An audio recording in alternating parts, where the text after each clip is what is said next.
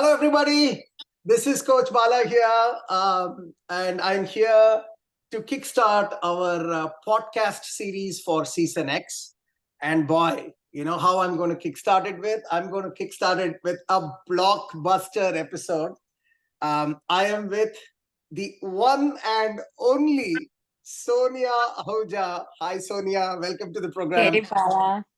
Hello, everyone.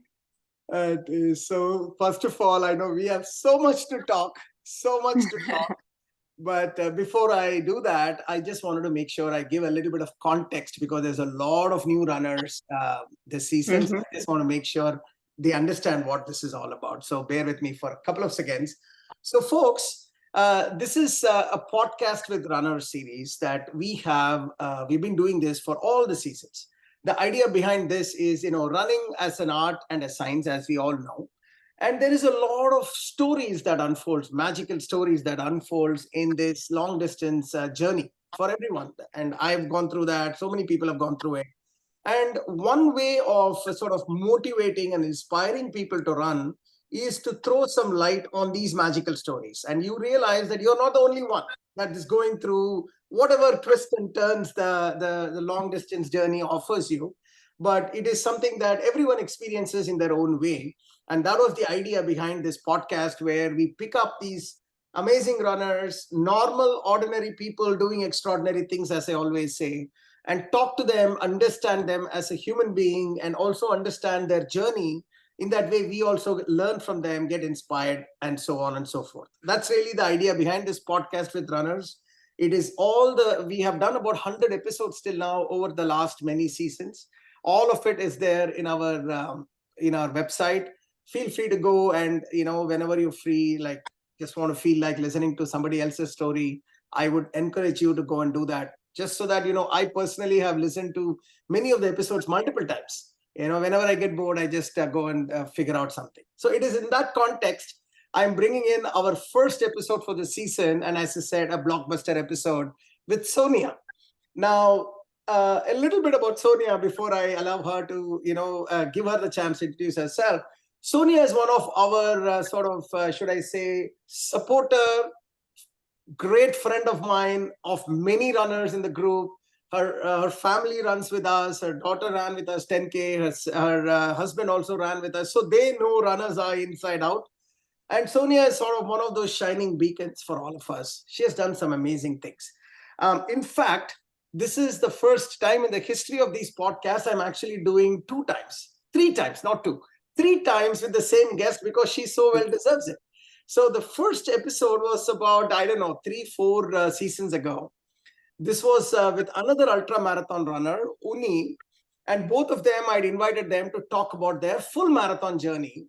And in that episode, Sonia, keep me honest here if I'm misrepresenting something, but in that episode, I was sort of talking about, like talking big things about Uni for completing his Yeah.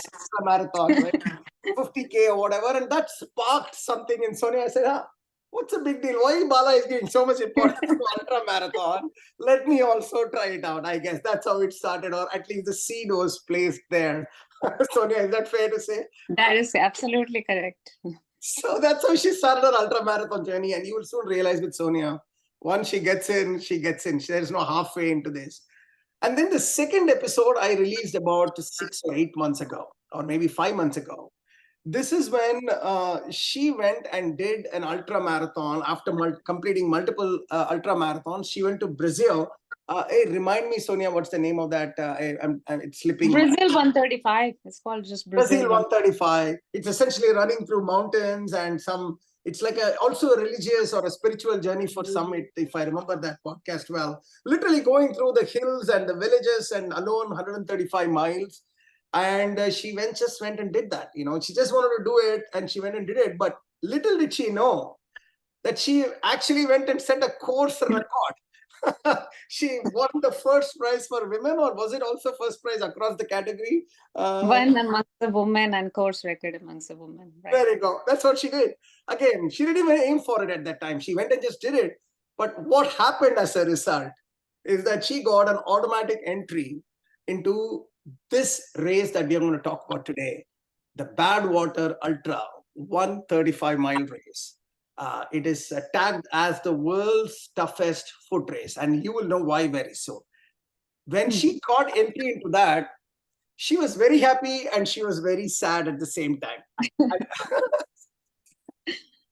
Which is only Sonia can have these emotions. Why? First, she got direct entry, which is not easy to get entry into this. But secondly, she was all set to come with us for the Annapurna circuit trip.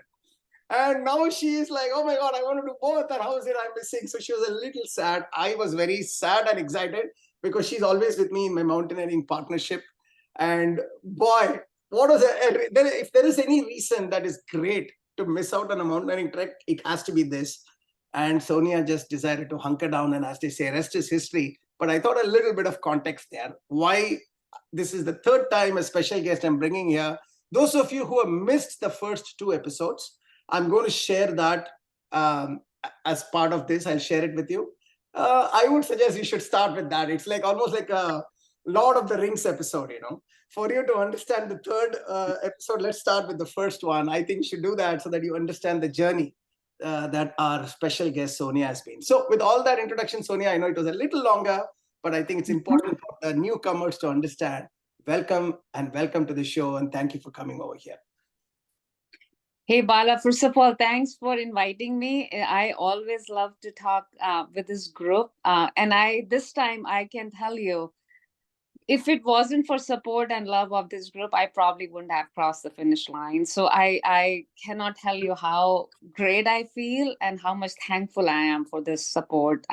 Because my running journey, as you said, began with this group, and I'm still so close to this group. So I really appreciate everyone's love, support. I felt it every single step while running Badwater. So sweet of you to say, and I do concur with your thought. While I was in the mountains at that time when you were doing this, I saw the runners. I just blew up, literally blew up, and for the right reason. And I'm so glad to see the outpouring of love and support. And your husband, I must tell right now here, your husband and daughter, what brilliant family support you've had. Achieving something like this is not possible without that family support. So kudos to Samir and your daughter, Ria, for making this such a successful thing for you. And they deserve equal kudos like you. Probably more, because the sacrifices I made for this training goes beyond I can even explain. Like my 5 months, I think I remember calling you, Bala, saying, oh my gosh, I got into Badwater. What do I do now? I was almost like, I had no clue how to approach this training. And then I started to put my training plan. It looked like something that I had never done in my life. I mean, the time commitment, the hard work that was needed to even come to this point was beyond like my imagination. But my family was super, super supportive, and obviously all friends were very supportive. So yeah, absolutely, they deserve to be recognized. Absolutely, kudos to them. Seriously, congrats at that. So let us start peeling this layer one by one. So that I want to make sure we do this in a structured way, so that we don't lose out on all the magical sort of events that is taking place. So before anything, forget about running for now. For those of them just literally connecting for the first time in episode 3 instead of episode 1, maybe take a minute and talk about who you are as a person, not as a runner. What do you do for life? Where do you live, etc.? Sure. Yeah, so I originally from India, New Delhi, moved to United States around 1999. Actually, I used to live in New Jersey, New York, that tri-state area before I moved to California. So spent a few years over there, started as a technology consultant with TCS. Many of us who have come here as TCS could relate. And then long story short, I quickly kind of started focusing on my career. So got my MBA, moved to Virginia, moved a lot across US, wherever I'll find an opportunity really to kind of push myself on career side. That's what I was doing. What I realized as I was going, kind of up in my career is, I would feel stressed and, overworked at times and unsure about my life in general, right? That's when I started running. I remember my first kind of early days was really to de-stress myself and clarify my thinking and, started hitting the trails. Then my former boss inspired me to do my first marathon. That was not very long ago, actually. It was 2014. So still less than 10 years when you put it in perspective. When I wasn't even sure I could run a marathon, right? I mean, when he said marathon, I said, that's crazy distance. And then I started, I remember, soon after that, I think I got introduced to you and the group. I probably would have maybe run a couple of marathons when I just met you. But then I started getting into mountaineering, because what got me my endurance level, I guess, a bit more, I was more aware of that, or started to focus, is when we went to Swiss Alps and I did, a couple of those big hikes with you. And that's where I met Uni, and that's where the first discussion actually happened in Switzerland over a trail, where he said, "Oh, I'm an ultra marathon." It's like, what does that mean? Like, what does that distance even mean? And he started explaining me that. It's like, wow, he's such a successful business person. If he can find time to do that, like I have no excuse. So that's where, when I came back from the trip, I started researching about it and started reading about it. And sure, and there are many people amongst this group that were part of that inspiration, by the way. So that's how kind of my personal life started, and then obviously, we'll talk more about kind of how the running journey started with you as well. It's such a brilliant storyline. And viewers, one thing you should note: she was not into big running or anything in school, or it's not like she represented her state and she had this muscle memory. Just that in between, she didn't nothing. She hasn't done any running at all. Suddenly, out of the blue, 10 years ago, in the confluence of events, as she explained, running just came to her rather than she going to running. And then she just picked it up, and then it just built on it. And she realized that running can also expose me to other cool things like mountaineering, meeting friends, meeting new people with similar interests, blah, blah, blah. And then one common thing that you will note, guys, in Sonia's story, in fact, two common things. One is she keeps herself motivatable. That means she looks for some reason to get motivated. After that, it is self-motivation. There is no need of any other person. That's a good lesson you can learn from Sonia, Uber lesson, which is you always need to be in a state where you can be motivatable. If you're always in a state where you're negative and you say, hey, oh, that will not happen, this will not happen, you will not get motivated. You need to be self-motivated and motivatable. And I think Sonia is an exponent par excellence there. The second thing you will soon realize as we discuss, or if you look at the past episodes with her, is humility is at the core of anything and everything she does and says.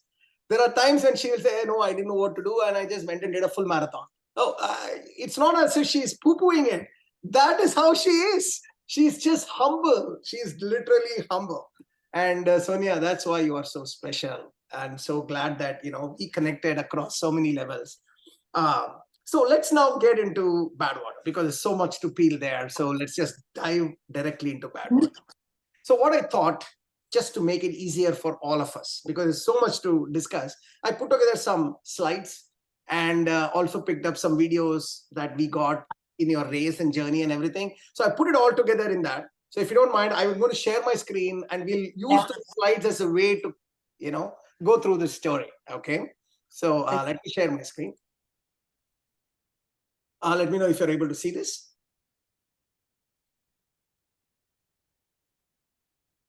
Okay. Yep. You can see this, Sonia? Yeah. Great. So as I wanted to start off with Badwater, the world's toughest foot race. Now, there's a reason why this is called foot race. So for context, guys, by now, Sonia has done 2 or 3 such big races, Ultra 135. Is that fair? 3 races, if I'm not mistaken, one Miami, somewhere in California, and Brazil. Is that right? That's correct. Right. 3-1. So it's not as if she's coming and doing this for the first time. Anyway, you can't do this for the first time in Badwater, because this is only for experienced ultra marathoners. Even for them, it's not easy.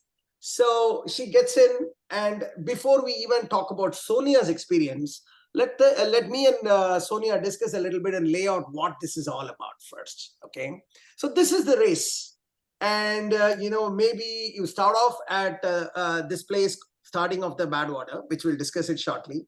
And essentially, it is below sea level. Is that fair to say, Sonia? Like 200, 300 feet. Yeah, it starts like 280 below sea level, something like that. And it is called the Badwater Basin. And it is surrounded by mountains, dry mountains, which sort of radiate the heat into the central focal point, which is the start of the Badwater. Last time I went there, that's how I saw. Mountains literally reflect the heat into, as if it's like a focal point. The heat, it gets into it and it just boils there. So that's the starting point of this race. And you start and then you go along these blue lines, blah, blah, blah, across all of these points. And then essentially there's a nearby highest mountain in the contiguous United States, which is Whitney. So go through Lone Pine, go to Whitney Portal and end at this Whitney Portal at 14,500 feet approximately. Sorry. So that's pretty much it, right? That any thoughts or comments on this one? Yeah, I think you covered it. What makes this course unique is you're crossing 3 mountain ranges, right? You're going from the lowest point to the highest in 48 states. And then the heat factor is something that's very unique. And I think a lot of people say, yeah, temperature is that. And I couldn't put this in context until you actually show up there. The key is it's so dry heat that it's like unbelievable. Your throat, like my throat got burned just from breathing. It's like that. It's a very different type of heat than anywhere in United States, I would say. My God, and I agree with you. Those of you might have visited the Badwater Basin will concur with you, because seriously, Sonia, I went there to Badwater. Yeah. Stand for 1 minute. Forget about anything. And we all were together. We are all full marathon runners. It's not like we are novices. We just wanted to, just for the sake of it, we wanted to do a 100-meter run in that Badwater Basin, and I have it on video. By the time we finished 100 meters, like 50 meters forward, 50 meters backwards, by the time I came back 100 meters, I had a splitting headache. Yes. So I can see why you say that. It's almost a dry heat sucks the liquid out of your body kind of a scenario. So that's just how you start. And while heat is a problem, talk about this, Sonia. Elevation is another crazy thing here in this in this thing, isn't it? 3 hills you need to climb. Few thoughts here. Yeah, I mean, as you see from the course visual, right? The hills start really after, I would say, around mile 40 or something.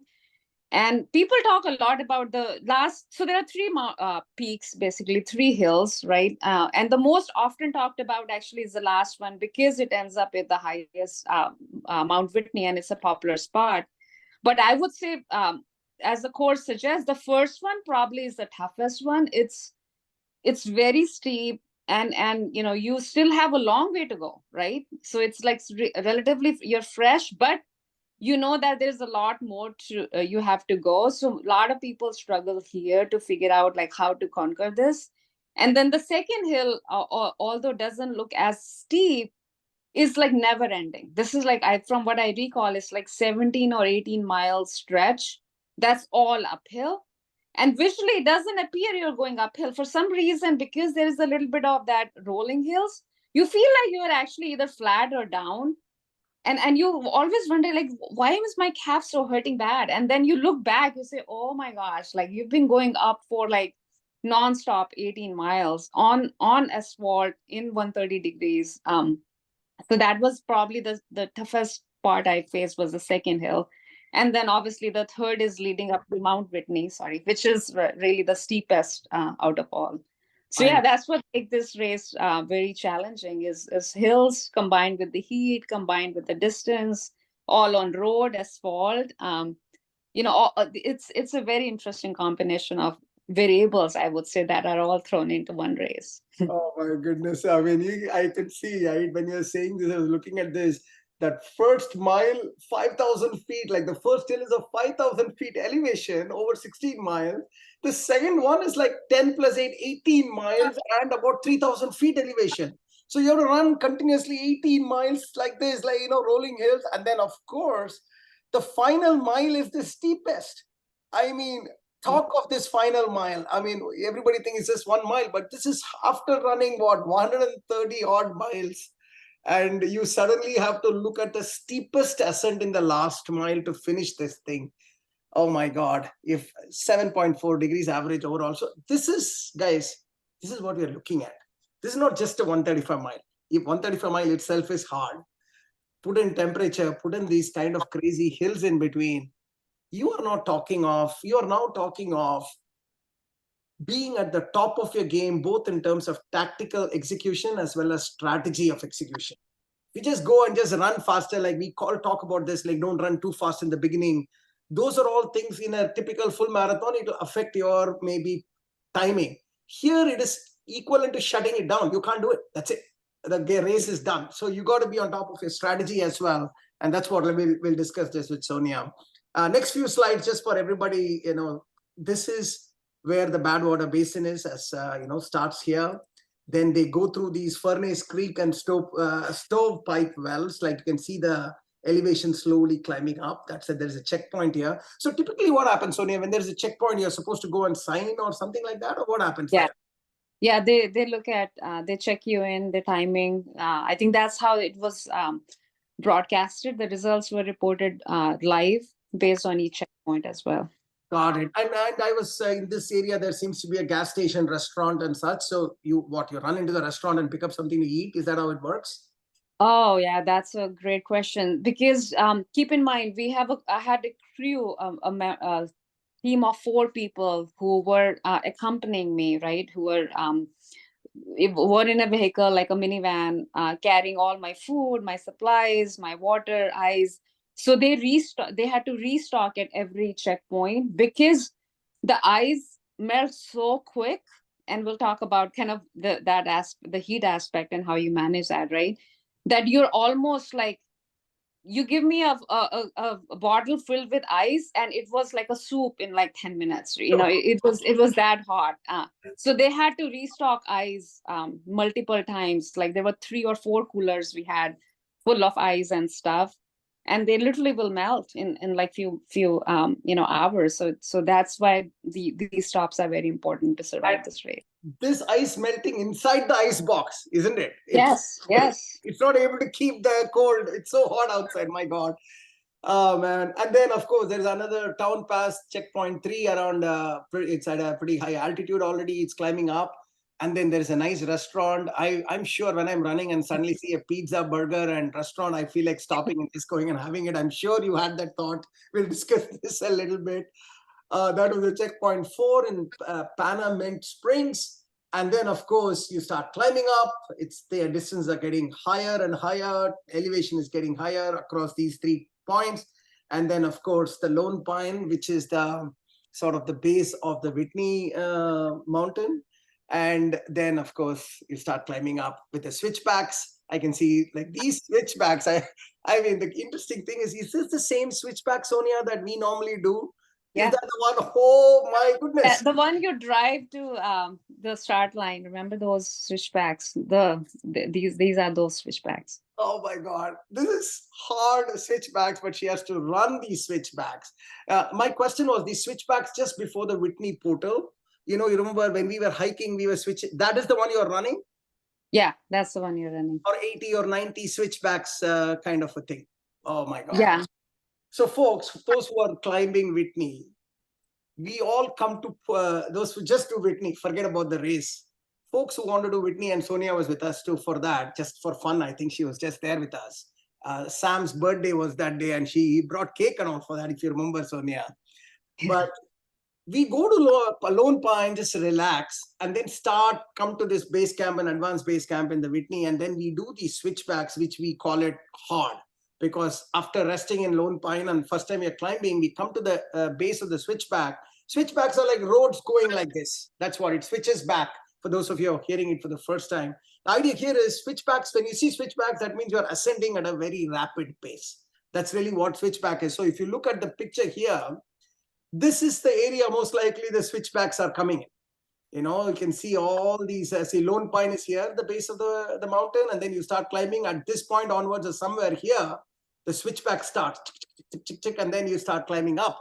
That's really how the setup is. And that is when she is supposed to hit around, I don't know, 125, 130 kilometers into the race, to 30 miles into the race. So the last 7 miles is crazy switchbacks that she has to do and finally get to the Whitney portal. So that's really what this race is about. And now I hope you get a sense why this is the toughest road race. Okay.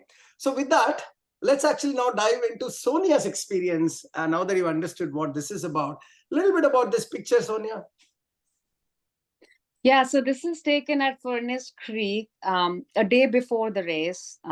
We just went to check out. I think this is before the start of the race. So you see the picture has all the members of my crew. So the 4 people in the picture is who supported me. I couldn't finish this race without them. So kudos to them for selflessly supporting me. But you see the most importantly me pointing to the temperature, and this is not when it's the hottest. By the way, this 114 was the time we were there. But this number, the highest I saw was 125, at some point. And then I was told that it hit to 128 after that. And the asphalt, basically, which you can't even capture that temperature because that's not reported anywhere, is generally 10 to 15 degrees higher than what is captured over here. So that just to give context of the heat.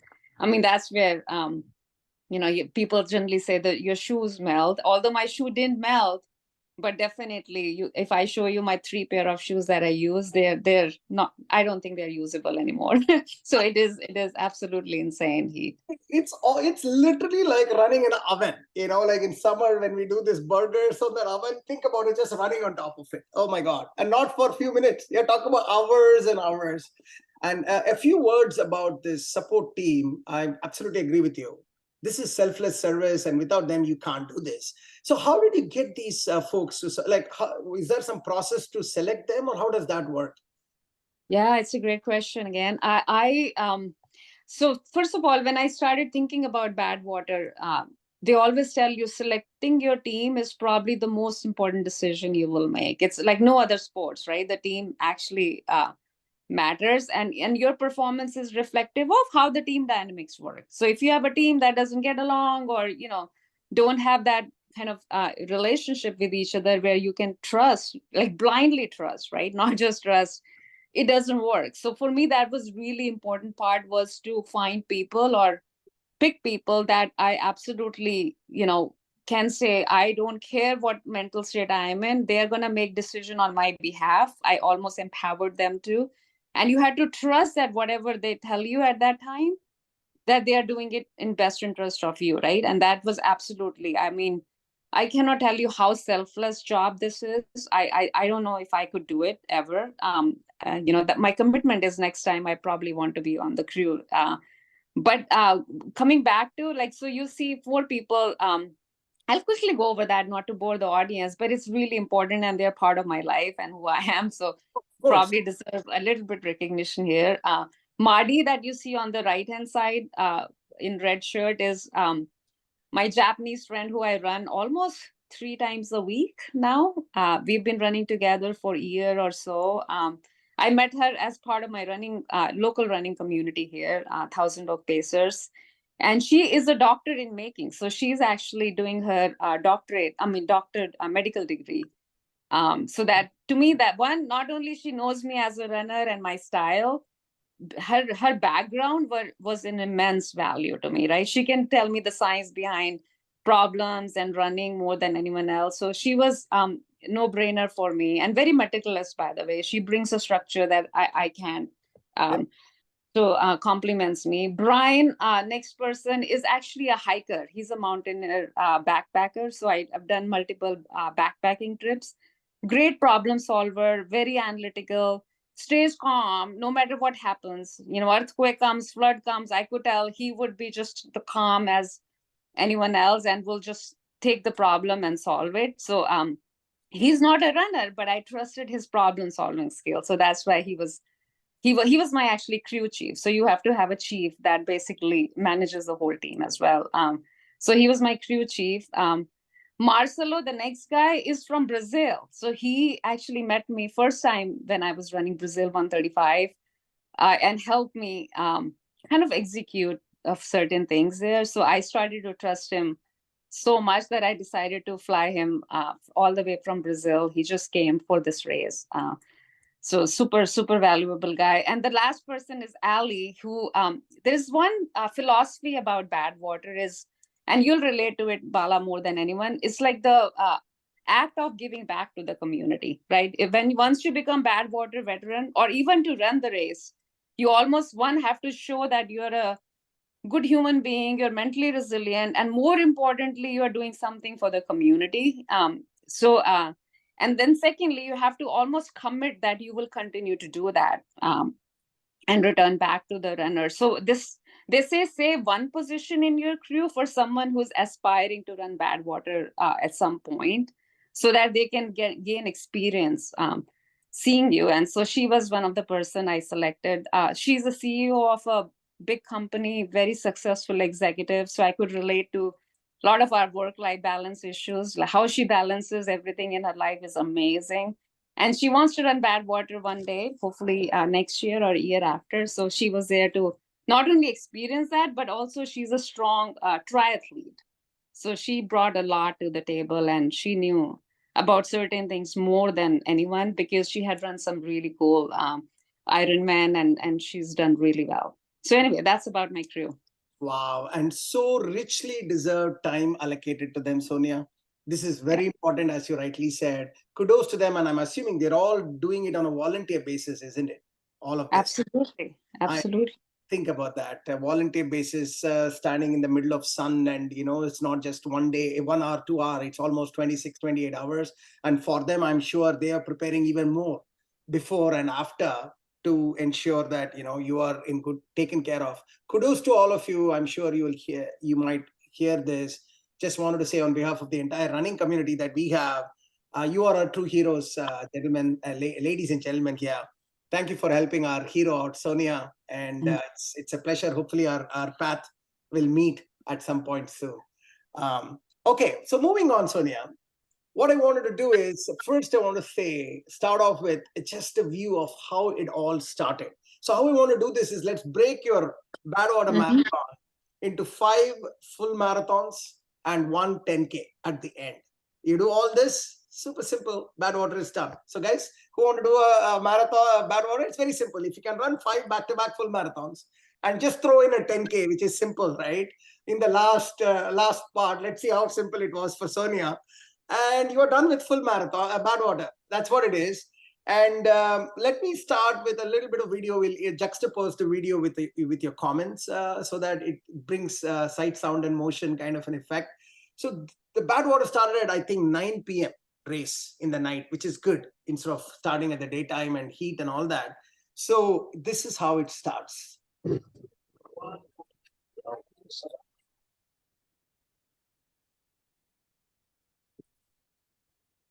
Everybody's ready today. Long day in front of everyone. Sonia is all ready. And she goes.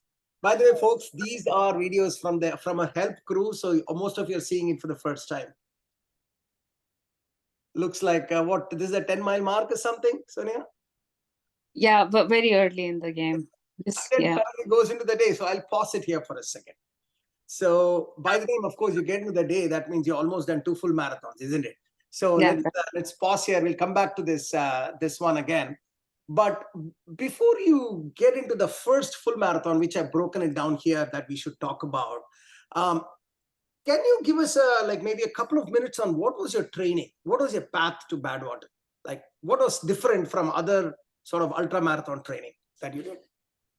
Yeah. So I, as we talked about, the first thought of Badwater, by the way, came to my mind just a year ago. So I had a lot of people will tell you they've been wanting to get into this race for years, 10 years. You'll hear like people saying, oh, like I've been working 15 years, 10 years. It's crazy when you meet athlete and they've been working towards this.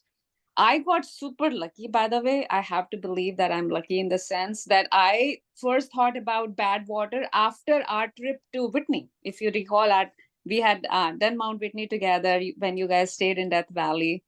I had come back from that trip. I ran a marathon next day. That was just poor planning on my part. That wasn't by design. I just completely forgot. I had booked 2 events back to back, but I had to do it because I don't want to back out. So I come back. I ran my marathon and I felt really good. So I was, and that's when I heard about Badwater. People started to say, oh, you do this, you should think about bad water. So I Googled and I was like, wow, I was intrigued with just what would it take to run something like that. A year ago, that felt like undoable almost, right? My first reaction was, hell no, this is absolutely not for someone like me. I'm not ready for that. I can't do it. But then, what happens with me, and this is just who I am, one thing, something gets into my head, I can't get it out. So I started to, every night I would read a little bit about bad water, like before going to bed. And the more I read, the more drawn I was towards the race. There's something about this that just completely, drew me. And I knew I had to get out of my comfort zone to even think about that. And that's exactly what I did. I remember within a month of hearing that, I had almost made up my mind I wanted to run that. Even then, I remember running with Marty, my friend, and I talked to her about like bad water for the first time. And she's like, when do you want to run? I said, it looks like it's a 3 to 5 year plan for me. So somewhere around 3 to 5 year, I would probably make it because I need a lot of experience. And I'll try to shorten the story because I can speak forever, hour, how quickly it changed for me, obviously. Then I do the research. First thing that clicked to me is when I started to look at all past attendings. By the way, there are 100 people selected, very high standards to get in, as we talked about.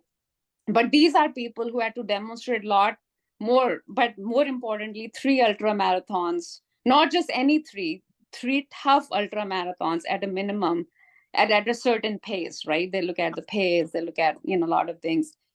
But what I saw when I was looking at all previous runners, there was no woman from India or Asia in general. You'll see a lot of UK, Canada represented, all these Western countries. So I kept wondering, it's like I remember still asking the questions like, why are people from Asia, like female, not represented here? I can't believe that we are not strong, because if anything, I know about my culture, or generally about women, we are more mentally resilient, right? Because we deal with a lot of shit in life, let's be honest. So we are mentally much strong. Yeah. And our upbringing was such that we, like, I was on ghee and turmeric and all these foods from the day I'm born, right? So it's like we eat well, we are generally strong.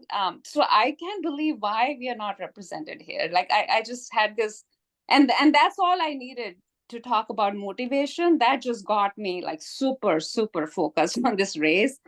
And then to just again keep it brief, I learned about the qualification process. There were 3 ultra marathons that you had to run. And me crazy, like, this is August, I'm sitting and I'm thinking, oh my gosh, if I have to run bad water, I need to do 3. So I signed up 3 ultra marathon back to back. I like October, December, January or something. There were only 3 open I could find in a year. All everything else was either closed or the race had already completed. So I just found the 3 I could find and signed up. And I remember calling the race director saying, okay, I'm all signed up for 3 ultra marathons. I think I can apply now. And he looked at me, he's like, you're crazy. He's like, that's not how you run bad water. You have to like have some real experience coming into this. And you 3 ultra marathons are not gonna, I'm not sure that's a good strategy. And I at that point I said, okay, Chris, I respect your opinion, but I'm gonna do anything I can to make it. And if I don't make it, I don't make it, but I'm gonna push really hard. So that's kind of just a little background about like how it all transpired. And you heard about my 3 ultras. Out of the 3, I believe I ended up winning 2 of them. One as an overall winner, which was Miami 100.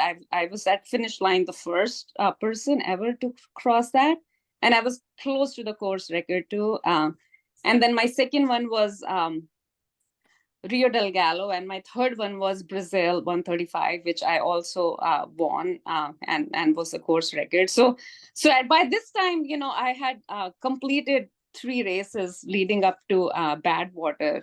But even then, Badwater was a big stretch from where I finished, which was Brazil 135 in January.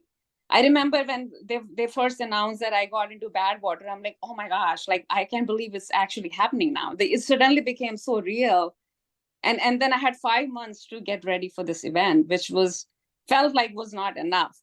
So you had to squeeze in a lot of things. like I work on my speed, and I work on my heat training, my endurance even further, my hill training, and we can go on and on. But there's a lot of things I had to still learn, and really adapt before I was ready for this race. My God, what a story is that, you're right. There are folks who plan 5 years ahead. And I know I was with your journey. The day Yeah. you had to go, Badwater was the day when you won the 135, that Brazil event. And then you were like, hey, Bala, I am so nervous and scared now. I have to do this and I'm not ready yet, and all that. Oh my God. And just for context, guys, I did a quick Google search. So the number of folks who have summited Mount Everest, count everyone who has summited Mount Everest, it is around 11,500, give or take here and there, 100, 200. Okay. This is over the last so many years, hundreds of years, I think at least 100 years. Mm-hmm. The number of folks, so 11,500, put that in your left hand. The number of folks who have finished Badwater Ultra Marathon is somewhere around 2,100. That's it. And out of that, to Sonia's point, if women would be what, like a small percentage of that, or what's the approximate percentage? 25%? Would that be a fair number, Sonia? Yeah, I think approximate. Yep. So that means 400 to 500 runners in the history of the world have completed ultra marathon Badwater. Out of the 400 runners, I think Sonia is the first, as far as we know, Asian slash Indian women to complete it. That is, I don't even know that. I hope that gives you the context of what we are speaking here. Incredible achievement, Sonia. I mean, Everest on one side and Badwater on the other side, and still there is no comparison. There's no comparison. So I'm just giving you one more challenge now, live. I think you should do Everest as well at some point. I'll put that thought in your head, and then you go from there. Oh my God. Phenomenal. So let me ask you one specific question though, in terms of your training, heat and elevation. These are the two things that you need to capture. So what was your specific training for heat and what was your specific training for elevation, in addition to running miles and hills and all the other stuff that you typically do for Sure. ultra? Yeah, sure. I'll talk about elevation first because, after Brazil 135, I had realized that although I won Brazil 135, the hills were still not my strongest suite. So I wanted to focus on hill training and kind of not just be able to do the hills, but do it at a pace that was my kind of goal. And this is the first race I would say in my entire life that I went in with the mindset that I needed to achieve, not just hit the finish line, but hit it in a way that it actually pushes me out of my comfort zone. So my goal wasn't hit the podium or be the top this, or it was really just give it all in and be ready for be uncomfortable, right? So that and I knew that for me to do that, I wanted to run at a certain pace, even the portions that were hilly. So I trained I worked on my VO2 max. Basically, I started to research. This is a Suja will tell you, or that I always say I don't know sometimes the science behind running because I never took the time to study it. I just keep running, right? Yeah. But this is the time when I started reading, and I focused on kind of my interval training. I was doing tempos run, all of that you coach all these community about, which I had never kind of done that. So did a lot of that. I incorporated quite a bit of hill training as part of that. So there's the hill in my neighborhood, like half a mile. I think it's like 300, 4,000 feet in half a mile. The first time I ran, I couldn't run the whole thing, right? I would stop and would be out of my breath halfway through.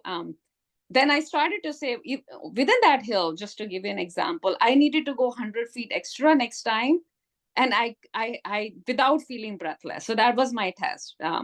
And then I'll do a lot of things behind the scene for that. But every week, then I'll go and hit that hill to see my progress. And I started to see the improvement, right? Now I was like not as breathless, and I could go a bit more and longer. And then within 2 to 3 months of starting that training, I did the entire half a mile, which was really steep. I mean, you have to see the hill to see what I'm talking about, without feeling breathless. I mean, I could just run it, like a champ. So it's like, wow, that is some progress. So and then I started doing that 3 times, 5 times, and there was no limit, right? I kept pushing and kept pushing. So there's a lot behind the scene I did just to get ready for the pace, improving my VO2 max, improving my, speed just overall, and the endurance level. And more importantly, really getting my quads and my strength, getting all the strength that I needed to complete some of these nasty hills that we just saw. Amazing. And heat, how did you tackle heat, train for heat? Yeah, so they say, I did a lot of research again, and they say the heat is the last factor you incorporate. At this time now, we were unlucky because there was no heat. If you study what happened, California generally gets hotter early in the year, but this time, we were super cold, and almost to the point, when I get out of my home, it's like I had to wear jackets and stuff. So forget the heat. So I didn't get any real heat training while running. So I had to drive couple of times I drove to Death Valley, but even that wasn't as hot as generally it gets. So I tried my best to kind of mimic the conditions, but it wasn't very feasible this year. So I started going to sauna. So the way you basically do it, and again, a lot of knowledge came from veterans, bad water people that I talked to. They say to simulate that heat through sauna. So you go in sauna, you sit for like 30 minutes, 45, an hour, and you just have to train your body to, when you want to quit and get out of that sauna room, you have to say you have to stay in, right? So I remember first time 15 minutes, like you were like completely drained, like you just think you couldn't do it, like it was not possible, and you have to say, no, I need to just sit here and just get through this time. And initially I was reading books or audibles, but then during later part I would go to sauna and do some jumping jacks, or I would do yoga. A lot of times I started to incorporate cardio activity while sitting in 170 degrees to 180 degrees sauna for an hour, by the way. And that's how you get your body trained to do what you did in that valley. Amazing. Of course, without training, this is not possible. It's so inspiring to hear that. So, with all of this, running the hills, running like, I don't know, easily probably 100 miles a week training, probably. Is that how? Yeah, I hit the highest at 120 miles, but I did a few weeks of 100-mile consecutive, right? Yeah, I mean, we're looking at anywhere between 80 to 120-mile week for a Right. good 4 or 5 months, sitting in sauna for an hour, doing cardio. I mean, this is like dedication to the extreme and sacrifice to the extreme. All of that you have done. You've come here now with your beautiful crew supporting you, and you start your first full marathon in the middle of the night. And look at that full marathon, a sub 4 full marathon, first full marathon. And I look at your split, Sonia, you're just cruising through. I hope you are restraining yourself, or this is after restraining yourself, it is looking like this, or tell me a little bit about this. Yeah, absolutely. And I think, as I said, going into this, let me share a little secret here, right, with this group. As I said, I wanted to push myself out of my comfort zone. And for me, what that translated to, I did a lot of analysis about what would that look like, for me. And I came somewhere between breaking 24 hours to, let's say, 26, 28 hour. That was my goal. Like I knew the range was like, 24 to 28. So I had then translated that to what each marathon would look like. And I had targeted like 4 hour marathon, the first one, 4.5, 2 after that, and then 5 and like 6, something like that. And provided a big caveat that I had to monitor my heart rate and make sure I don't, blew it off in the beginning, right? I had to stay within control. So when I started my first marathon, the good news is, and I think all the training paid off, because I couldn't imagine running at this pace and not having still be in zone 2, like I was completely like under control, calm. Honestly, 5 months ago this was not possible, if I tell you that. this is Yeah. this is this is how quickly your body can adapt. So when I did all this training and focus on VO2 max and hill training, what happened was, like, now I increased my level. So running at 8ish mile, 9ish mile at that temperature, keep in mind, we're talking about close to 100 degrees, even in the night, when we start. I mean, I was amazed at how great I felt. So I kept watching for the first few miles just to make sure I wasn't pushing. But once I knew that I actually wasn't, my heart rate was within control. I was feeling great. I mean, I was having fun of my life. I mean, this is the time I'm watching. It's a full moon night. I'm looking at the stars, like talking to people, having great conversation along the way, even, and just enjoying it. So I was like, okay, let's just keep this pace. So that's what I did. I just kept this consistent, as you see, and hope that I will hit my target. And I was surprised, actually. It turned out to be a sub 4 marathon when I first finished the first one. I mean, guys, viewers, you will hear a sub 4 marathon is a sort of a goal of a lifetime for many. Okay, for me, for instance, I can't even imagine a sub 4. I don't even know whether it's even there for me. But there are many folks, and far and few in between. When I say many, I'm talking about a handful in the entire RSWB universe. Maybe about 10 to 15 is the max I can think of. They break 4 is a big deal. It's a very big moment. We cherish that moment. Even Sonia would agree. Sub 4 is a pretty strong full marathon performance. And this lady here runs at about 100 Fahrenheit heat in the middle of the night, knowing fully well that the race is not even begun yet. Knowing fully well the race is just not even begun yet, but she has finished her first full marathon. And as you look at it, elevation, there is no elevation gain. If you look at the chart, the top left, just flattish. In fact, it is a little down most of the times. So it is the easy portion of the race, but she felt good. Her heart rate is nice and steady. And so she keeps going. She has done better than what she expected. That's the good news. And now she goes into the second full marathon. So before I hand it over back to you, Sonia, as I look at it like a coach, I mean, this is my job. I do and look at other people's run. So when I look at it, I am looking at another phenomenal sort of pace delivery. As you look at it from an elevation standpoint, towards the later half of the second full marathon, the elevation picks up from 129 feet every mile. It even goes up to 300 feet a mile. And you can see in the chart also, it is actually picking up. This is the first hill she was talking about, a 4,000 feet or so elevation gain that needs to happen in the end of the second full marathon and the beginning of the third full marathon. So this is getting into now a territory where she needs to hunker down. And as I see her splits, she manages it well as I see it. She takes the pace for the first, 20 miles or so, where it is flattish still. And then still all the run training the hill training that you're talking about is still in play, it looks like. A decent 10 to 11 minute sort of pacing at that elevation gain. Heart rate is also surprisingly, I mean, it's just not even gone up. And you deliver a blistering 4 hours, 18 minutes, second full marathon. Talk about this, Sonia. Yeah, as I said, my target for second marathon was 4.5. And this includes, by the way, a restroom break. This includes multiple stops to take in the ice from my crew. So one important part, which I learned after researching, and more importantly, a couple of dry runs that I did in Death Valley, is that it doesn't matter what the external temperature is.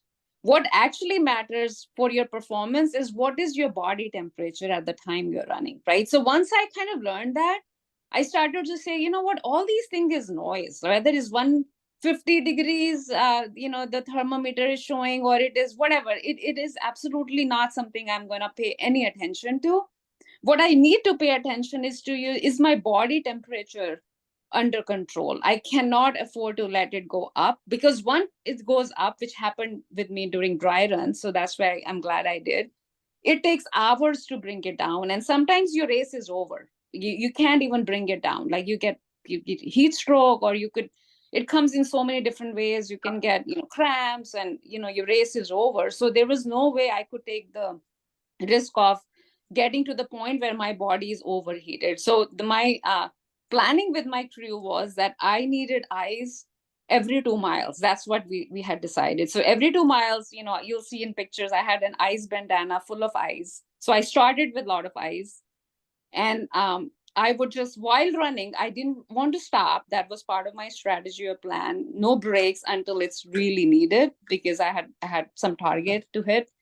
But the plan was that I will give them my ice bandana with finished ice or melted ice. They will in turn give me a fresh ice bandana full of ice, and I'll wrap it around my neck. I actually squeeze a few ice cubes in my arm sleeves, in my cap, and then you just keep running, nonstop. So that was part of the plan. And I will tell you, my heart rate that's reflected here is a function of that proactive planning. And also I never allowed my body temperature to go up. And probably that's where a lot of people, probably rookie players, make mistake. They don't realize the impact an ice can make. Because a lot of people, when I was at the start line, were looking at me, it's like, why do you have so much ice? And these were some first timers, like, yeah, you'll soon know why.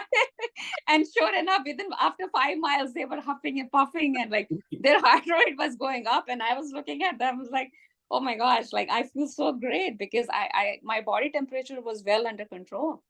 Amazing insight is this. And this is almost around 8 hours into the race now. So 9 o'clock you started means you are looking at uh, 9 to 12 is 3 hours, and then another. So around 4, 5 o'clock in the morning. So has the day, like the sun has broken, or how is it at that time? By the time you finish this, is the heat picked up in the valley? Yeah, it's amazing how quickly it picks up. Like I this, as soon as the light, you see the light, you start to see the temperature start shooting up. I And see. once the sun is up, then it's like a whole different challenge. Because as you almost I almost felt, once the sun was up, like your skin was burning. Like, as I said, you take a breath just for running, and you could see like your throat almost burning. So I think my goal was to get as much distance as I can cover before the sun comes up, because I knew once the sun comes up, sometimes you just lose, you have to slow down a little bit to accommodate for that. But again, without jeopardizing the overall outcome, right? And that was the toughest decision I had to make on my race strategy. Like, how fast is too fast? At this point, that was a very difficult call. And as I would say, as a person, I'm a risk taker, so I knew I was taking very calculated risk.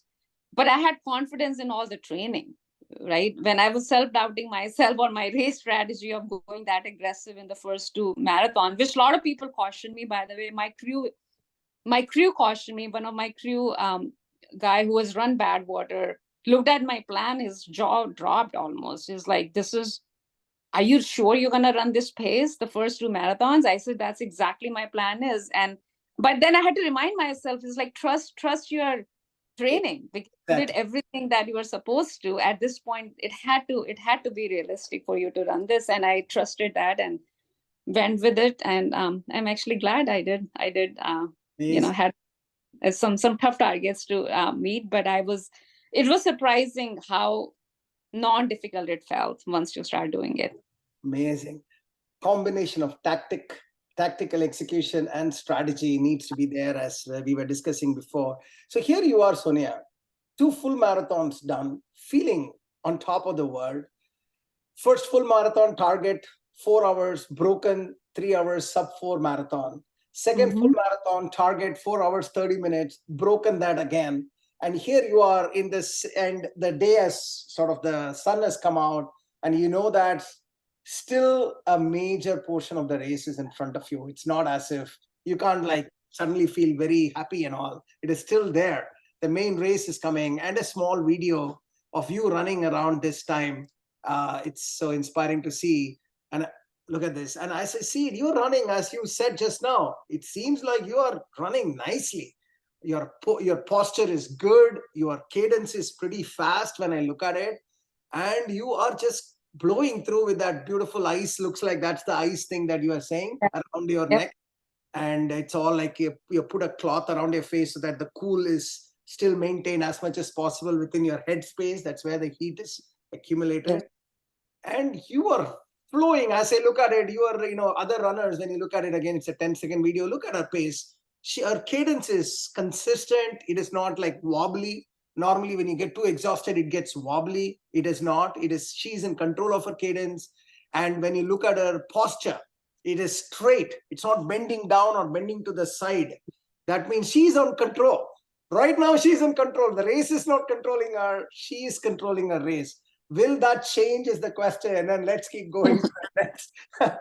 Let's keep going to the next one. So what are we? So this is your full marathon 3. Now, again, before I hand it over to you as a coach, when I look at that, full marathon 2 to 3, you've actually negotiated that crazy hill and actually went down as well. And you are in the middle of the next descent. That's what this full marathon journey 3 is. And you told me 4 hours 30 is what is your target for full marathon 3. And it looks like you exactly hit that, which itself is a stiff target, as you were mentioning. You hit that too in full marathon 3. And now you're running in daytime. Now there is no respite. This is the, should I say, the real end of now slowly the race might start controlling you as opposed to the other, expected at least. And when I look at your pace, you are delivering some crazy sub-8 pace. And I'm assuming that is because of the descent here, as you can see, like 500-meter descent. But I mean, running in descent is not easy too, especially when it is the third full marathon. And those of you who are runners would know, I mean, it is hard on your knees when you're running down, and you're running at sub-8 pace, which is craziness. That means you're flying through. Your heart rates are not a problem. So there has been a huge elevation in the first 6-7 miles as you finish that hill. And then there is a major down, and where you pick up pace, like, see, you've got 12, 13, 14-minute pace. And then you just decide to, like, okay, I have a target here. So it looks to me, the numbers tells me that let's just go for it. And you went for it like, I don't know, I think this is one of the fastest portion of your race till now. And then again, elevation. It's not like there's no respite here. And then again in elevation, 375, 362, and you are again hunkering down 9-minute mile. And then you get to the 14-minute mile and you still finish a 4-hour, 30-minute marathon number 3 with very decent heart rate profile. What are your thoughts, Sonia? Yeah, so I had broken this section into literally mile by mile as part of my race planning. And I had given a good idea of how I'm going to attack finishing this within 4.5 hours. This was not an easy 4.5 hour marathon. That's why I'm like right at the dot. But because I had done the planning and then I replicated these downhills as part of my training. So I knew I had to hit like 8-ish mile was my actually goal. So sub-8 was, I'm surprised to see that. Actually, this is the first time I'm seeing it out here. But I had approximately said I had to be around 8 around for me to hit that 4.5 hour mark. And I, as part of my training, I was doing significant downhill and uphill training, as I said. More importantly, downhill, because that's, as you said, that's where the quads and knee can completely get killed. And a lot of people had cautioned me, that to not do that or to be very careful with this strategy, because if you kind of kill your quad during this section, your race is over. And they say the race had not even started until you're halfway through, especially this one, because you see all the hills in the end, right? So there had to be very careful planning of what pace would be an optimal pace. I would again say I wasn't pushing as hard. This is reflective of still I was being a little bit conservative, knowing that I had still a long way to go. But I was feeling great. As I said, I was feeling super, super happy during this time, because I'd already hit like 2 marathons out of the park. So like, this is a time when I would say I was probably the most confident. And I started to hear, that's where the messages started to pour. By the way, my crew was updating me about hundreds of messages, people cheering me up. And it just gives me that extra push on and why probably the pace looks better than what I had planned for. Of course. Thank you, Runners High, for being that small part, maybe a big part in Sonia's, how she was feeling towards this time. See, listen, guys, now when you look at it, this is almost 13 hours into the race. Or in other words, she is around 10 o'clock in the morning. 8 o'clock to 10 o'clock in the morning is what you're looking at. And as Sonia said, heat picks up very fast. So we are looking at that 114 that she showed, somewhere around that 120, around that temperature. She's elevation is there. So maybe there's a little bit of cooling is there as a result. But when I just eyeball it, Sonia, you hit almost 8 or 9 miles sub 8, about 4 miles or so sub 9, 3 or 4 miles sub 9, and another 3 or 4 sub 10. That means you're looking at 8 plus 4 plus 4, like almost like 14, 15 out of the 26 miles is in the sub 10 range, of which a good 8 is in the sub 8 range. That's just destroying the course. Even in a regular full marathon, this is a destroying the course run. And you're doing it at that kind of temperatures, 8 to 10 o'clock in the morning, and are running a third full marathon and still feeling great about it. So this is getting to be a very, very, maybe another course record beating kind of a strategy here. And I'm sure you're thinking that, oh my God, maybe there is a course record again. I just did it in the last race I did. I was a course record winner. So maybe it's time for me to not only create a history, but create a blockbuster history. I'm sure that is going through your head. But let's see how that pans out, huh? So we now go into a small video of that. Think about this, that elevation and that day. Look at this, this is how it looks like. And somebody's running in front of you. Maybe you should talk a little bit about who that guy is. But let's first see the video. And you see it's elevation. And she's running good. Look at her cadence. Look at her posture. I don't think she's on top of it. She's getting some ice or water, I guess. Yeah. Yeah. And look at the terrain there. It's dry heat. And she's just picking that up. Cap is out. And her friend the doctor friend is just giving her whatever she can. And Sonia is trying to catch that guy. So let's talk a little bit about this exchange with that guy, Sonia. Yeah, so as you said, so here is a little secret I will share with this group. I had done a couple of scenarios with my team. So one was like 25-ish hour scenario, right? Which was based on kind of roll up mile by mile, literally, just to get an estimate. I'd never monitor my Garmin, by the way, mile by mile. I just go with how I feel. But I had done some calculation this first time in my life to see what would an estimate target time look like. There was one scenario I put, which I had hidden from, in fact, most of my crew, but I gave it to Marty, right? Which was called sub 24-hour course record pace. So I said, Marty, if I can hit the first 2 marathons at this pace, at that point, I would like you to tell me that whether I'm on sub 24-hour track or not, so I can adjust my rest of the race accordingly, So at this point, when I asked after 2 marathons, like, Marty, how am I tracking? She's like, oh, you're way over your best case scenario, and you are actually at sub 24, which means it's a course record, by the way, for people who don't know. Sub 24, the fastest female on this course was over 24 hours, and I went in with my dream breaking that 24 hours, right? So third marathon, well into third marathon, I'm well on track to actually break the course record. So I'm over the moons. This guy is actually the fastest runner ever on this course. And his name is Ishikawa. I may not pronounce it. Japanese guy. He is absolutely the star. I mean, he's an elite runner. This is all he does, professional runner, and still has the course record. And I ran with him, I would say, for more than a marathon. Actually, at some point, I passed him. So that was not reflected here. So that's when I'm feeling the great. But again, as I said, this is still marathon third, right? And I had a long way to go, but I'm feeling good at this point.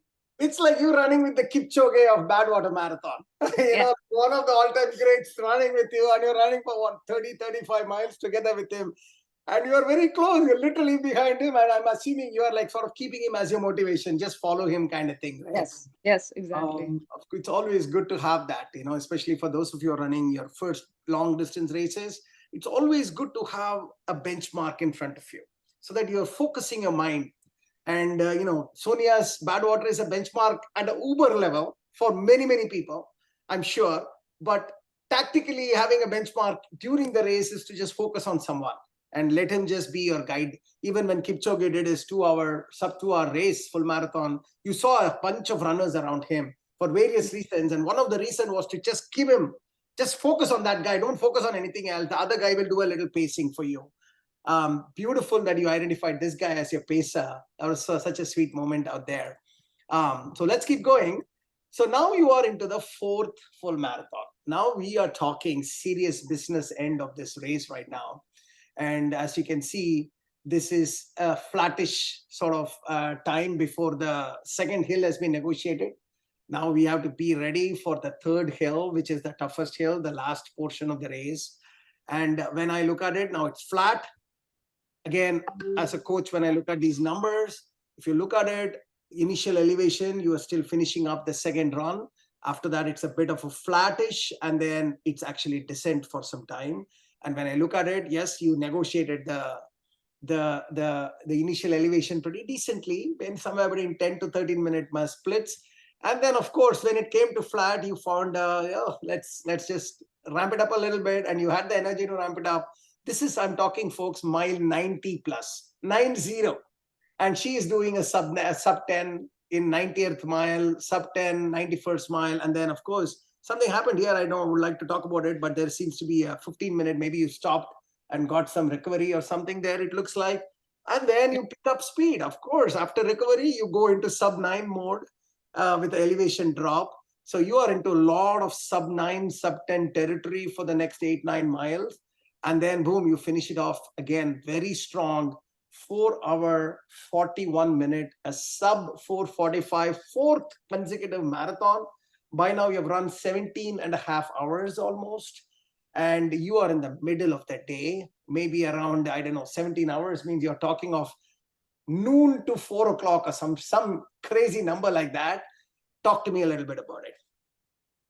Yeah, so this was when things started to go tough in terms of temperature. By the way, this was the hottest part of my race. It was, first of all, it was like someone is blowing dry a hot air on your face. It almost felt like a blow dry on you. Someone keeps on your face, and you have to run, within that.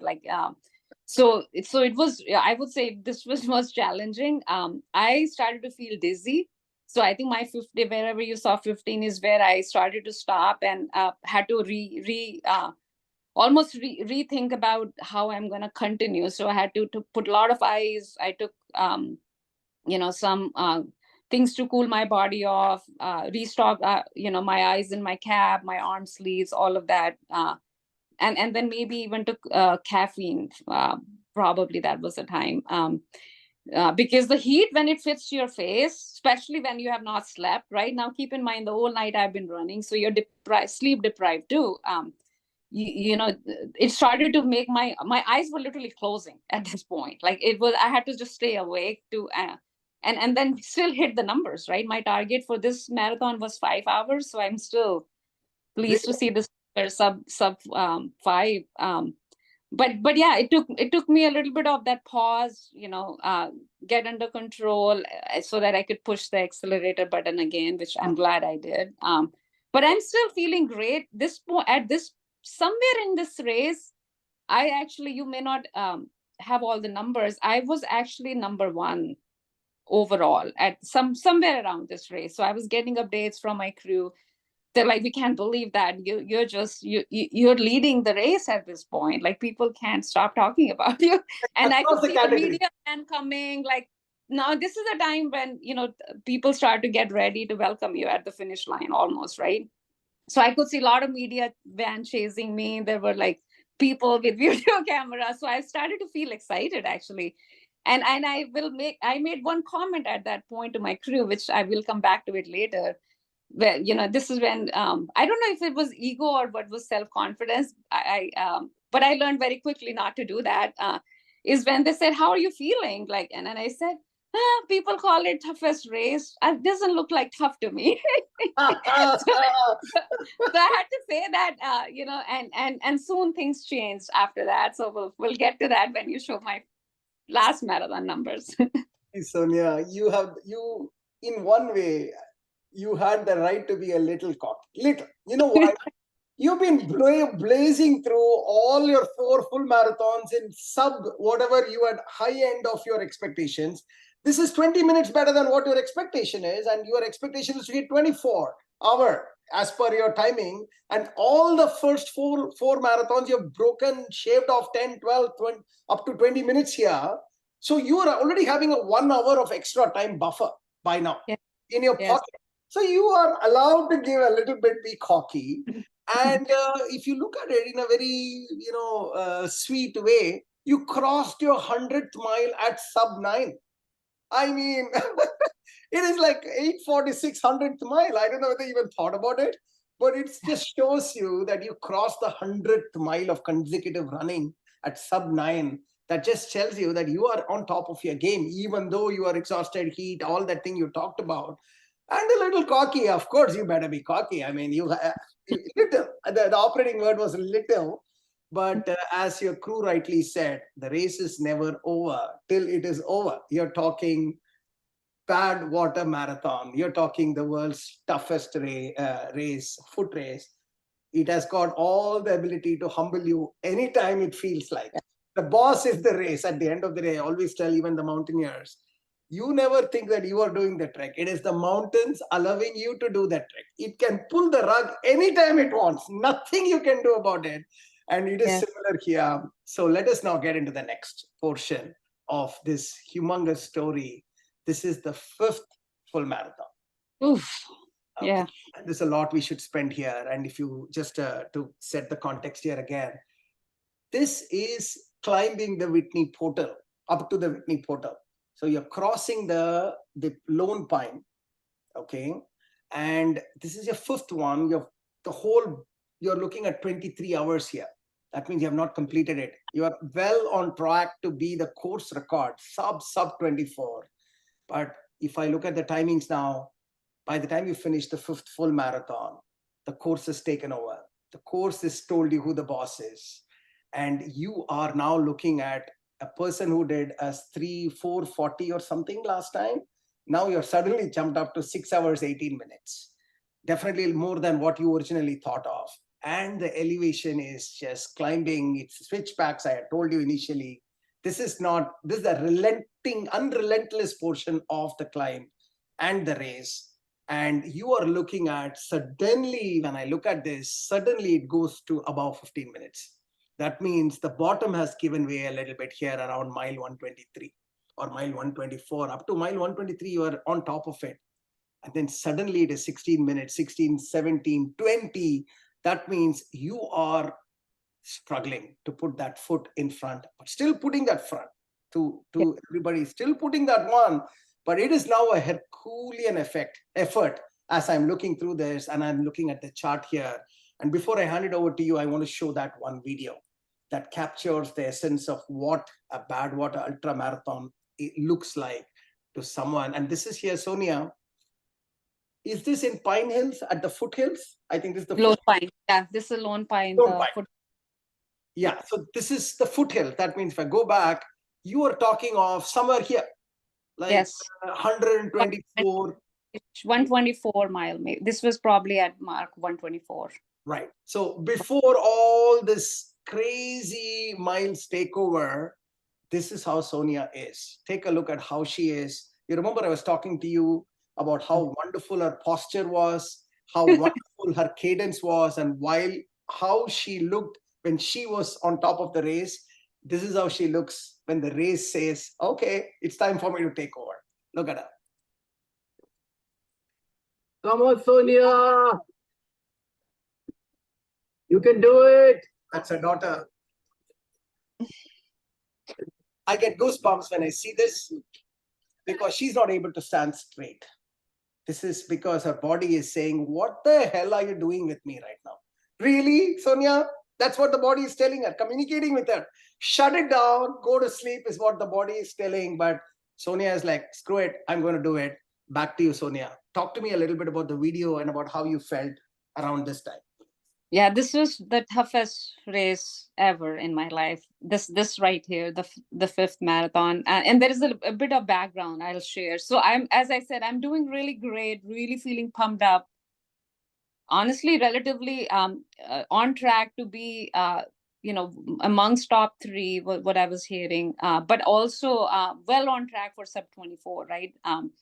Then there was a little bit of thing that happened. So there was just as a background, there was one section of the course that was flooded. Uh, if you know California, right, we got a lot of snow this year, which was melting and was coming on the street. So one section of the course had to be closed due to that flooding. And this was, by the way, all planned. So what we had to do was there was a detour that was identified, which was on a really busy highway, 395. But that was a much longer route. So what the plan was, that you continue on that 395, and then for 20 minutes you had to be in the car with your crew. So you get on a car, they will drive you from point A to point B, and then you get out and you start running again. So the overall, the difficulty level didn't change, the distance didn't change, but the detour was supposed to make sure that you're still 135-mile race. But you had to get in a car for those 20 minutes. My strategy going into that was, that's the 20 minutes when I will take a nap, right? So that is what my crew had planned for, I had planned for. We felt really comfortable, because then I knew, then I had the hill left, the last half marathon, give and take, like 20 miles. And I felt very confident that if I get a little bit nap, I could just completely smash it. I was prepared physically, mentally, to absolutely break last section. But I made a huge mistake in that. That's what they say, right? When you're so mentally tired, you can't think clearly. So my plan was to sleep. Now I'm full of excitement, adrenaline. I can't sleep, first of all, right? My crew is saying, Sonia, take a nap, close your eyes. And like, I can't do that. So what I decide, which was very impromptu, I take a bunch of ice pack from my crew, the ice that they were putting on my head, and I start to put that on my legs. I put it all on my calves. I put it on my quads. Not for 5 minutes, 2 minutes, like full 20 minutes, right? And this is what I realized what happens when you put ice for 20 minutes while you're sitting in car, completely static. Now you're telling your body to just completely stop circulating the blood to that region, right? So in unintended consequence of me putting ice was my legs had no oxygen going into that part of my legs where I put ice. And I'm not thinking that. I'm thinking, oh, I'm feeling a little sore. If I put ice, I would regain, I would reduce the inflammation so I can continue my race, right? That's kind of my reasoning why I put the ice. In reality, I restricted the blood flow to that portion of the legs where I put this ice, which were my quads, which were my knees, my calves. And so as soon as I come out of the car, which was, I would say, mile 120. So here is another mistake I made. So lesson to be learned for rest of the runners too. And you talk about warm up, I'm sure, Bala, as a coach. So I now at mile 120, I get out of the car, and me, ambitious, crazy, I just say, this is a time, it's a flatter section, I would just kill it. So I started running fast, like as fast as I can, without any like warm up or any stretching. And that combined with the fact that there was no oxygen per se in those muscles, or my blood flow was restricted due to me putting ice, my legs completely gave up, and I couldn't help. Now I'm saying, sharing all that because have time to reflect back on what happened. But this time I get out of the car, I started running. First mile I was fine, the mile 120 I ran 8-ish. Second, I was fine. But then I remember somewhere around 120 to 124, a third, you see that 10, 11 is when you see my body started to bend. So my right leg, basically, it's like paralysis attack. That's how I felt. Wow. Like it was not able to even hold my body weight. So I started to like bend suddenly because it couldn't hold my weight. And I couldn't tell. I was like, what's going on? I kept asking Marty, who's the doctor. He's like, what's going on? I can't even walk now. Like I couldn't even stand straight. And nobody was able to diagnose at the time that what was happening. So anyway, I continue 122, 123. Somehow I was struggling, by the way. I'm surprised to see 10, 11 number here, because mentally, this was the toughest part I've ever done.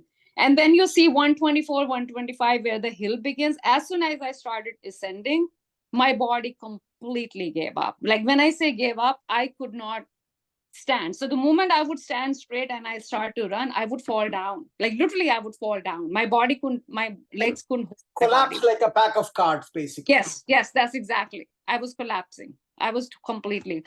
And the funny thing is, you couldn't tell what happened. Like, how did I go from running 4 marathons that we just saw to what suddenly happened? And nobody could relate it to this, the drive, right? At that time, people thought maybe there was some injury. There was. I remember at when I kept falling down, my crew had to assemble, and they kind of talked about, do we call emergency, do we call medical help, and we decided not to, because the story behind medical help is, once you call that, basically you have to do what they tell you to. If they tell you you're out of the race or they had to take you out, you can't fight that. So I was not willing to take that risk. I really needed to finish it. So I made the decision not call any medical help. I said I have to just keep running, somehow get to the finish. At that point, my goal shifted from forget the pace, it's out of window, right? As you said, mountain had showed that it comes back to you at some point. So this is how I felt. It's like, okay, finally my time to be more humble now and appreciate the toughness of this race. But that meant I just had somehow, my mind was somehow I needed to get to the finish line at this point. And I could not stand. So I was crawling. By the way, both my hands, I don't have a picture for that. I declined to give any picture because I was at my lowest moment. Both my hands were on my knees. And I was like, think about, I was almost crawling at that point. So you'll see that as we go. My last 10K was me falling down multiple times. I would get up. I would and my crew couldn't help because they were not even allowed to touch me, by the way. That's a very strict rule. So I kept falling down. I even had to get up by myself because my crew couldn't even get me off the ground. Like Marty was saying, just get up and just, So she was walking next to me or behind me. You couldn't even, the rule says the pacer cannot be even next to you. They had to be behind you. So she was behind me, just kind of verbally describing me what was happening and encouraging me to get up and keep going. But I found like this toughest part where I would fall on the ground. I had to get up and then somehow make it to a few more feet, and then I would fall down again. So it was, and I couldn't believe, I just couldn't. This is like your nightmare now come true. It's like I can't believe, like part of me just completely didn't want to accept this was real. It's like this cannot be true. Like I've trained so hard, right? This is where you start to say, why is it happening to me? I trained so hard, I worked so hard. I mean, I had my fabulous race, and mile 125, I'm like struggling to walk. And this is how the rest of the up till the finish line, by the way, my race was. My God, what a story, Sonia. What a story. I mean, it has got, if only moments, if only I had not done that, what could have happened moments. But there is also a moment where, okay, it has happened, now what? Yes. A problem solving moment. There is so much to unpack from here. And I just want to just say a few things that as a key takeaway from this story. And I hope you will agree with me. The first takeaway that we say to every runner again and again is, don't do anything new in a race. Yes. So if you're planned for something, you stick to the plan. Don't do anything new because you do not know. And this is the craziest example of how something last minute on the whim of some thought process, you did something that was not planned for. So your support team cannot help. They haven't researched it. They haven't thought through all the issues. You just did it. And then you didn't know what was the impact of that. And look at what has happened. A small thing. And I mean, it's not as if you lost it, but maybe you could have been the winner, course record. That's one story there. The next story is the story of problem solving, right? It is we literally this week only we were discussing about why it is not a straight line and why sometimes, things can go haywire. This is an example of that. You cannot plan for it. But then just because it is going haywire doesn't mean that you shut it down. You got to solve the problem. And you did that in your own inimitable way. You said, I've come thus far. I will not let it go. Just because of whatever. At that time, you didn't even know what is happening with your body. You probably would have bucketed that into your body is just shutting down because it's too exhausted. You don't know that it's the ice thing that is causing or whatever. At that time, of course, you can't. So you problem solved it live with the notion of, let me not just say, shut it down. Let's see what is the other way of doing it, catching your knees or bending down or crawling on the road. It is about, okay, I can't do a 10-minute mile, but can I do a 20-minute mile? Probably that's the question you had asked yourself. Okay, let me do a 20-minute mile. In your parallel, 20-minute is like almost walking. But you ate your ego up and just said, let me do a 20-minute mile. And that's the 317 feet of elevation. That's another beautiful story that's coming up here.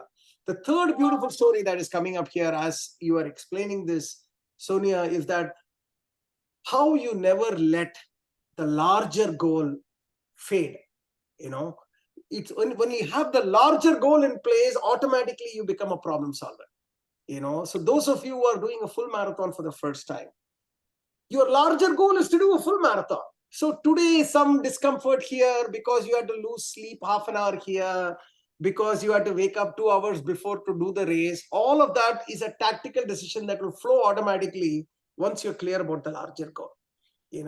So Sonia, I'm like, hats off to you. If let's say we had this podcast where you had none of these issues and you went and just did a sub 24 and got the course record, yes, I would have enjoyed that. But this also I enjoy quite a bit because it brings the true character in you. It's not you sort of got humbled, accepted who the boss is, and automatically adjusted it to do this. So you're now 23 hours into the race. About 8 o'clock in the night, in darkness, in the switchback. I'm assuming it is during the switchback time.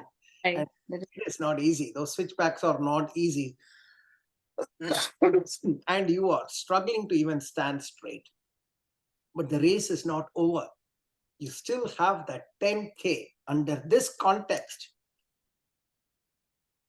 that 10K is not an easy 10K. It is a tough 10K. We saw this.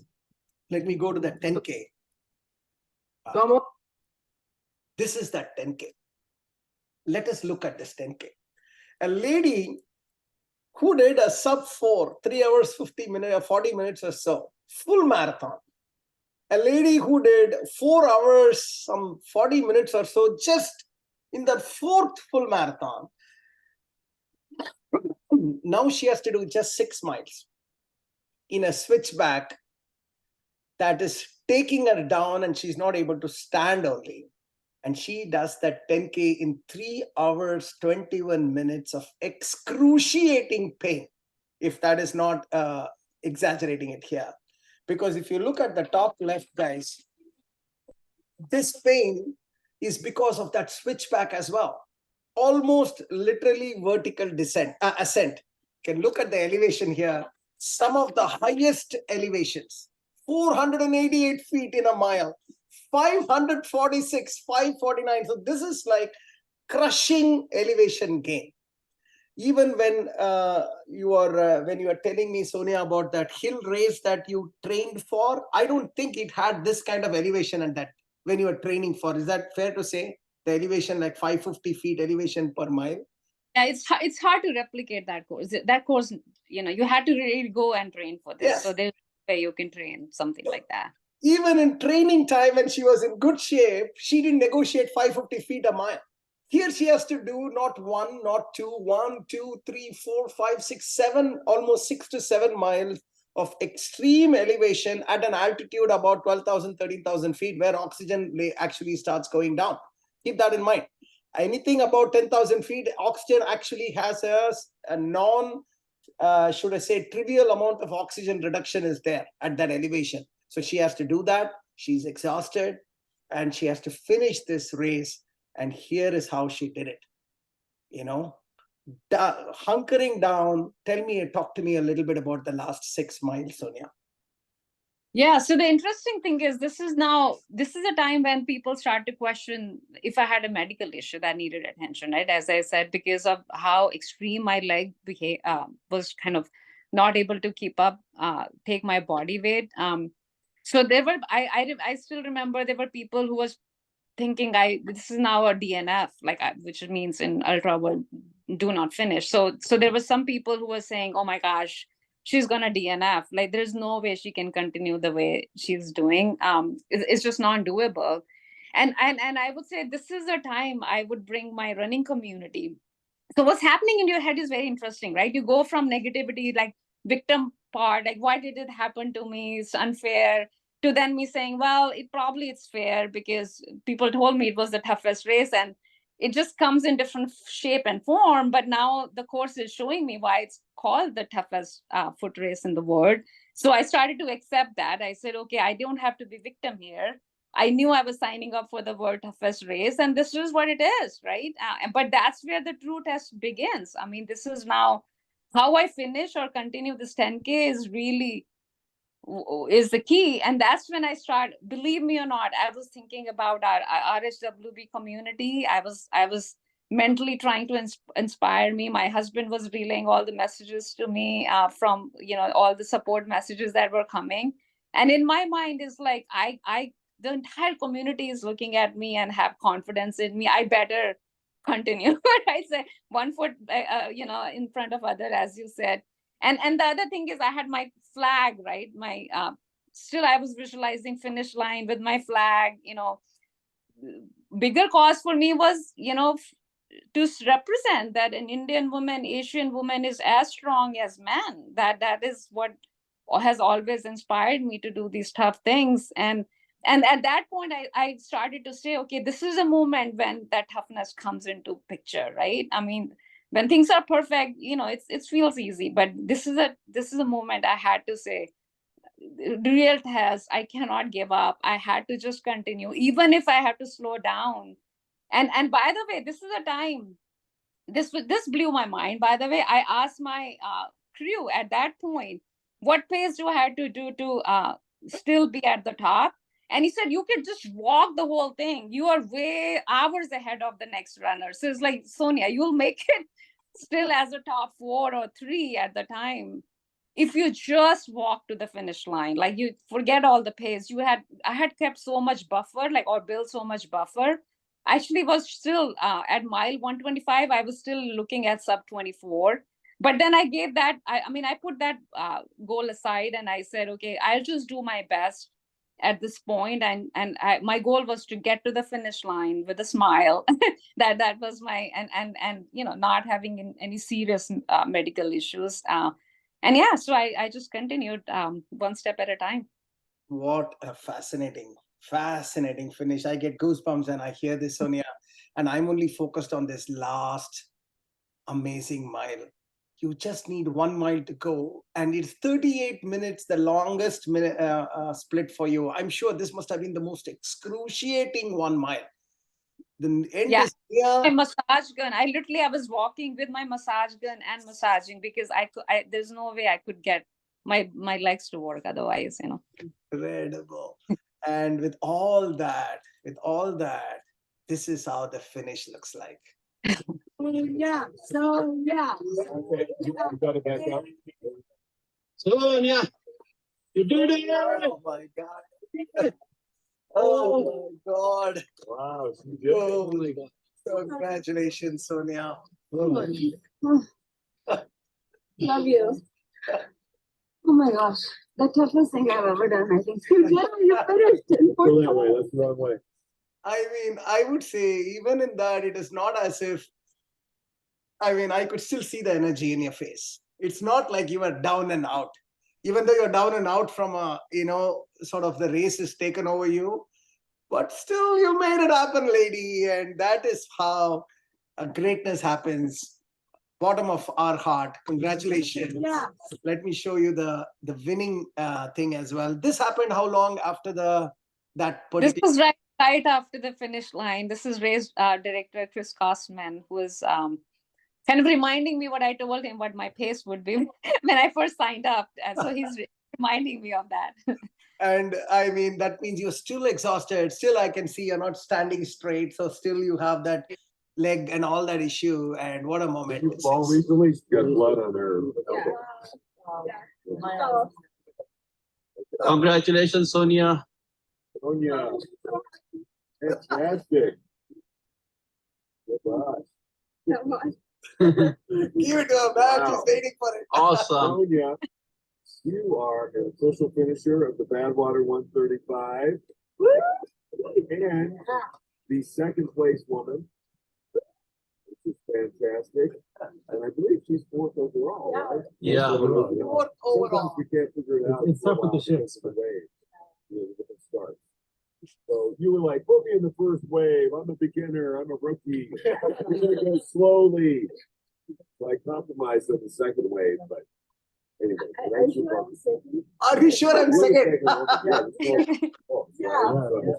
And then hold on a minute. And this is also for you. This is the official finisher shirt.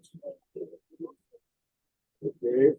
So take this with two hands from the top, like this, and that. And then hold this with a couple of those fingers. Yay. Now look forward. Awesome. Oh my God, Sonia. What a incredible finish. Let me stop sharing. I think I have it. That's all the presentation I have. But Sonia, just, I don't know, we spoke for maybe 1.5 hours. I don't know how time flew. I felt like I did it with you from the bottommost part of all our hearts. Just wanted to say how proud we are of you and what an incredible story that unfolded in front of us. And especially for me, what an incredible story that has been unfolding for the last, 5-6 years with you, seeing you sort of grow from strength to now kind of a world icon right now, a legend. Any few parting words, my friend? Actually, a few key messages, Bala, which I think are important, is keeping the race aside, right? The first one is, as I said, the role this community played in my journey and will continue to play. Hopefully this is not the end. I still feel like I'm just beginning.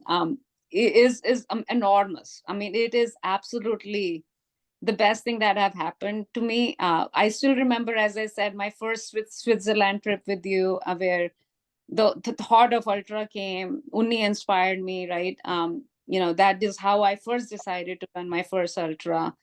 And then I think lot of people, I may not share all that in WhatsApp. I'm not very good at it. I read a lot of messages from this community.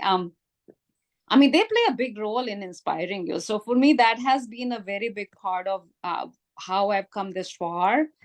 And I continue to learn, The second part I would say is there are a lot of takeaways from this race that I apply to the real life, right? As you said, like I hit the lowest point and almost felt like it was not even possible to continue. Like it was, most people would say that was not realistic for me to continue doing that 10K crawling. Like literally I had to crawl at times. And I would say that's the lesson, for our life, right? I learned it's like when you are at that lowest point, you think you actually can. You just have to put one foot, in front of the other. The third why I asked even Chris Costman is like, am I really second, right? I didn't believe it because I was feeling so negative getting to that finish line that all this, hard work in the end, like this, something happened, right? So negative, like injury, and there goes my race out of the window. But instead of that, I tried staying positive and said, okay, I just need to show that an Indian woman can finish this race. So my goal had switched from whatever pace, whatever goals, to like saying, I just need to finish, because if I can't, if they take me to emergency or some medical, what kind of message will that send? So whether that was a good decision or not, I can't say still. but there was a reason, right? There was a bigger cause that was motivating me to ignore all the negatives and just keep pushing. And when I actually, you see me surprised, I'm second. It's like I can't believe, and I say that in real life too, right? You think you can't accomplish something because you're feeling so low, or something seems so impossible. I feel like you just need to stay motivated and positive, and you'll surprise yourself in what's possible. So for me, the biggest joy was still hitting some numbers. Yeah, I didn't break my sub 24. And the race director did say you have unfinished business. So indirectly he was saying, you come back whenever, and show us what you can do. So he said, if you want to do 24-hour less, you come here and show us. So there's some part of that motivation, but more importantly, I was very blessed to be supported by the community, by my husband, my daughter, who were there at the finish line, obviously, who were a big part of supporting my training. And reflecting back now, like 5 months ago when I started this, if you would have said I would be a second woman top, I mean, we are talking about a few world champion here, by the way. On the course, I had four times world champion Victoria Brown to Harvey Lewis, who has US world record of most miles done in 72 hours. I mean, we are talking about some serious pro athletes. This is a run of professional athletes competing against each other, right? And who am I? This is put in perspective, this is my fifth ultra marathon ever in my life, and my first time bad water, right? With very, like, only 5 months given for training, compared to people who have been training for years to be in this race, and mentally preparing, physically preparing. I had very short kind of notice to even train, but I put my mind, and I put a lot of focus and rigor, and obviously worked hard, and here's the outcome. I mean, second female winner. I still can't believe sometimes when I think about it, but it reflects what each one of you is capable of doing. By the way, I'm not any extraordinary person. I'm a very ordinary person who got motivation from this group and decided to run and continue to push my limits. So yeah, there's a lot to be learned from this experience, even for me. Amazing. Ordinary people doing extraordinary things is entirely possible. By the way, the winner, the ladies category winner, what was her timing? Ashley Paulson, hers was 22 hours, something Okay, like so that. it's like 2 hours is basically, or Yeah. 2.5, 3 hours. Oh, actually, maybe better than that. I can't remember. Incredible. So I know you threw a tantalizing possible next step. So my last question for today, what's next for you? Are you even thinking about it, or you're still nursing your wounds? No, I'm relaxing right now. I would say a few thoughts. I don't have a specific target. I do aspire to run this race again, not next year, but whenever Yeah. whenever opportunity presents, because it is definitely one of those experiences. You go from lowest to highest point, and I relate to like your life journey. So there's something very spiritual I find about this race, which is why I probably would like to do it again. But then, from a personal goals perspective, I got a couple of calls from some professional athletes inviting me to a couple of big races. I got actually calls from world championship team, kind of seeking my interest. So there's some things brewing. Nothing is final, but I definitely think that I have a lot to learn, and I will continue to push, and I'll continue to push myself out of my comfort zone. That's my only goal. Awesome. Blaze that path away, lady.